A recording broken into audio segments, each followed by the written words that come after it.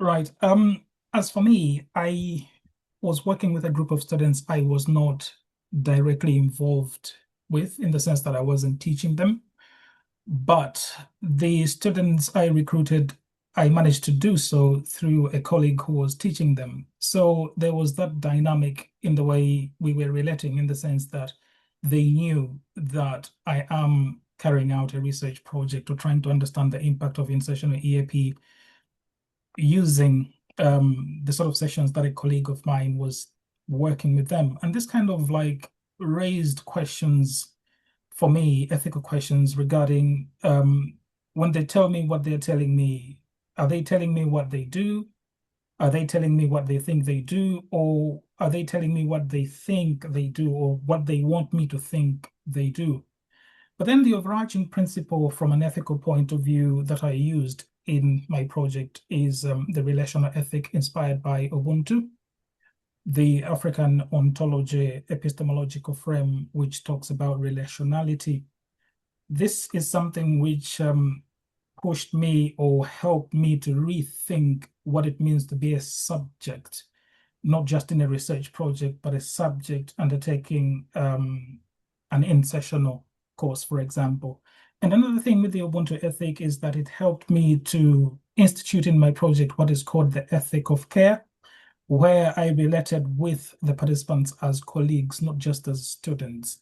And I felt this was important because, as we perhaps all know, when dealing with qualitative data or putting together qualitative studies, building trust and getting more open and honest responses is important if we are to improve on the reliability of our data.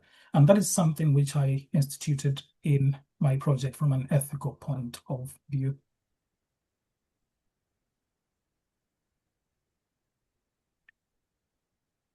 Is this me, Caroline?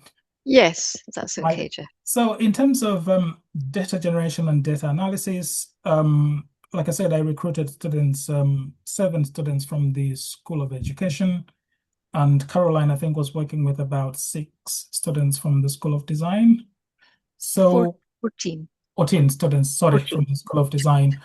But then both our studies took a narrative approach. So when we talk about narrative here, we're not talking about narrative in the whole sense of the Labovian framework, that there is the beginning, a middle of a story, and an end, but we're talking about a small story perspective. And like I said earlier, what we were interested in was the student voices. What are they telling us about the perceived impact of in-sessional EAP? And how does that then index or point to the social space we call the in-sessional space? So we looked at the voice and what this voice is telling us about what is happening in this space. Now, in doing this, we decidedly took a qualitative approach, but then we were well aware, first of all, that impact is a slippery concept to pin down.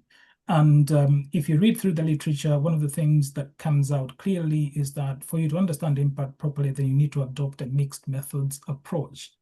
But then in the way we approach this, partly because of our expertise, I'm not somebody who is good at quantitative methods. So there's a bit of a bias there. That's why we still decided to stick to narrative approach, student voices as a way of understanding impact. And another thing which I perhaps need to mention here is that we also were aware that student voice can be used to understand impact in the same way we use student voice to understand needs analysis, needs assessment, for example. But then the particular strand or approach which we took, again in line with the Ubuntu ethic, which I mentioned in the previous slide, is that we resorted to taking a humane approach to understanding education again, or impact. And this is something which Hume and Evans talk about. So what do we mean by a humane approach? We thought that understanding impact should not be just confined to counting and numbers, but then we need to bring a humane approach by understanding the lived experiences of our participants. So that's how we went about collecting or generating the data. And in terms of the analysis, we did a combination of analyzing the data, interview data as discourse, to see how the students were framing the in-sessional space. But then at the end of the day, we matched that with a thematic analysis. And then this is what we're going to talk about in this talk, the themes which have emerged from that data.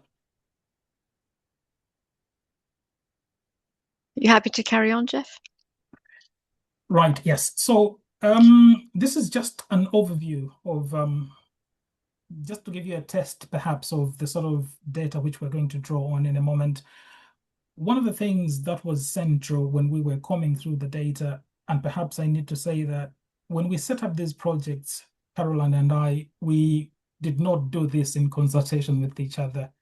It was when we started analyzing the data and then we bumped into each other the other day in the corridor and we started talking about the data that we saw that there were some interesting parallels in what the participants in her study told her and what my participants shared with me. Now, one of the things we felt aligned really well with the ethos of the EAP in-sessional approach here at Leeds is this idea of literacy provision being holistic, embodied, as well as acknowledging cognitive, emotional, and social factors of learning. In other words, one of the ethos of in-sessional EAP at Leeds, which we felt the data kind of reflects really well, is the idea that language pedagogy need to take a whole person approach. So it's not just about the cognitive, it's not just about the language, but the emotional as well as social factors as well. And this is something which we felt has been reflected as well in some of our colleagues' projects, especially Bodin Galvez 2026, who talks about the importance of focusing not just on academic performance, but rather on the student experience as a whole. So we were not just looking at how in-sessional EAP impacts student academic performance, but we were looking at the whole spectrum of their lived experience, whether this be cognitive, emotional, as well as social. So to get into the data and what the students were actually saying, the first theme was the importance of socio-academic networks. And Tibbets and Chapman mentioned this, the importance of this space for students to meet with others who are having a similar experience. And also Lecky highlights the importance of a socio-academic network. I'm not going to read through the quotes, I'll give you time to look at them. But I've highlighted what was interesting for me, it wasn't just the teaching that the students valued. What came over really strongly was the importance of making friends in the in-sessional space, getting a closer relationship with others. And the fact that the classes are smaller, I think, allowed them to do this. The bond that they created, being able to say that I don't know about this, I don't understand this, I'm struggling with this. They felt able to say in the in-sessional classroom, which they might not in a lecture or a seminar. And I like the way that the students continued to meet after the in-sessional class. They had set up this sort of study buddy group and that continued, but it was the in-sessional class where the bond was made. Back to you, Jeff. Right. So apart from the socio-academic networks that Caroline has talked about, another theme that constantly came up through the data was that in-sessional EAP classes do provide a safe space. A safe space for them to do all sorts of things, including experimenting with their academic identities. So I'll pause for a moment and just give you an opportunity to just read through those two quotes.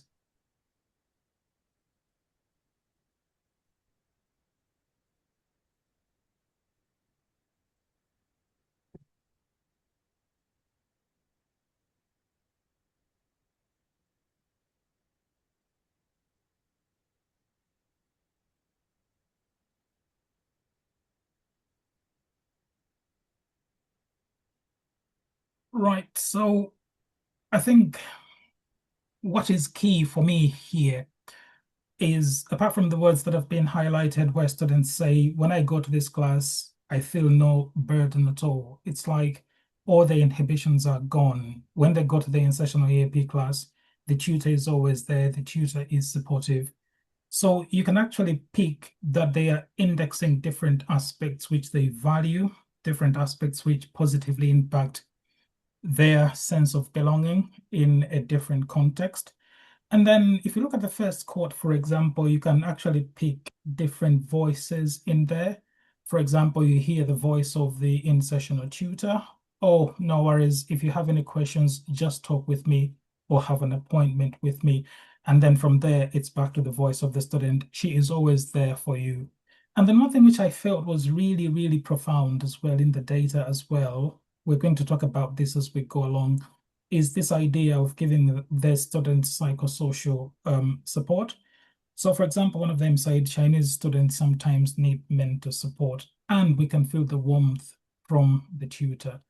So, in talking about this, they were talking about or pointing towards the in-session space as something which is relaxed, friendly, and they also benefit from the class size. So these are some of the factors that contribute to this safe space. So the class size, the relaxed atmosphere, as well as the approach which the tutor did take. And one of the things we were pleasantly surprised by in the data is how much they mentioned the word fun and interactive when they were talking about in-sessional space. Just to continue with the same idea of a safe space, I think, yeah, at the first two quotes are students from Caroline's project. One of them said, we are able to be candid, like fully open and transparent. And one thing which we noticed is that in the way they were talking about the in-sessional space, they were kind of using the other sessions they attend as a backdrop against which they contrasted what is it they value about in-sessional space. And most of the things they highlighted as being valuable to them in the in-sessional space, they kind of contrasted that by saying, we don't get that in other classes, we don't get that in the content classes. There were only classes where you could be unabashedly interactive versus when you go to other classes, the tutor just dumps the content on you and expects you to make sense of it. So this is something which they constantly talked about, the safe space in which they were able to let their inhibitions go, where they were able to be themselves, where they were able to experiment with picking up academic identities. I think partly because the stakes were not as high as the other classes, and maybe the class sizes as well also gave them that opportunity. As the third quote says, only 15 students attended, so we gathered around the table. We were able to ask questions one by one, and the teacher was able to answer, which is really, really useful. So this safe space is made up of so many other factors, but it's something which students do value. And just to continue that, we're continuing the theme of safe space, but this focus was about the student experience and related very much to the tutor. So I know that Tibbets and Chapman are aware of the time that needs to be spent really giving the students a chance to talk about their writing, but perhaps the academic lecturer doesn't have the time in the program space, but someone has to be doing this. And I think that's what these quotes illustrate when they wish they had the ISEAP class every week. Some do and some don't. And then talking about the teaching style, again, adding to what Jeff said before about being relaxed and friendly and helpful, providing that support, providing that warmth. And again, the suggestion that that's not what they find elsewhere. And I'm sure this comes down to class size, but also having a tutor who is empathetic, who's available, and who's supportive, and who wants the best for the students, really.